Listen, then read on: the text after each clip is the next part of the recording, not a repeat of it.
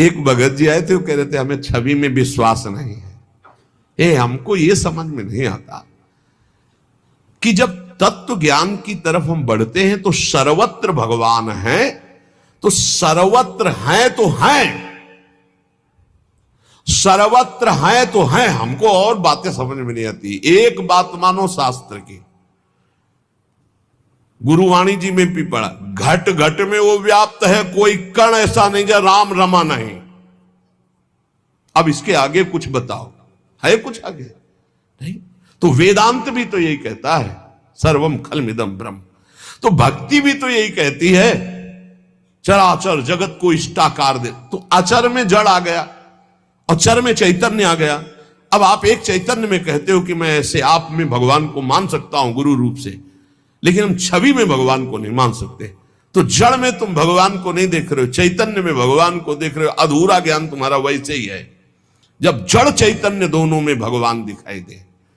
देखो, अब जैसे किसी किसी का तर्क रहता है कि अगर तुम मूर्ति में भगवान मानते हो तो भोजन लगाओ और वो पाके दिखा दो। तो देखो, तुम्हारी भावना अंदर से है कि मेरे प्रभु की ये मूर्ति है, तो वैसे ही भगवान बर्ताव करते हैं। अगर सच्चाई से तुम्हारे अंदर भाव आ जाए, तुम क्या नामदेव जी के हाथ से दुग्ध पान नहीं किया? क्या धन्ना जाट के हाथ से मूर्ति में ही भोजन भगवान ने नहीं पाया? क्या साक्षी गोपाल के रूप में मूर्ति चलकर उड़ीसा नहीं गई? पर चाहे जितना समझाओ, अपने भाव में बैठा हुआ कि ये मूर्ति है, तो वैसे ही व्यवहार प्रभु करते। क्या खंबा खंबा नजर नहीं आ रहा? क्या इसमें भगवान नजर आ रहा है? हम भावना का आरोप करते हैं, लेकिन प्रहलाद जी को भगवान नजर आ रहे थे तो खंबा फाड़ के प्रकट हो गए।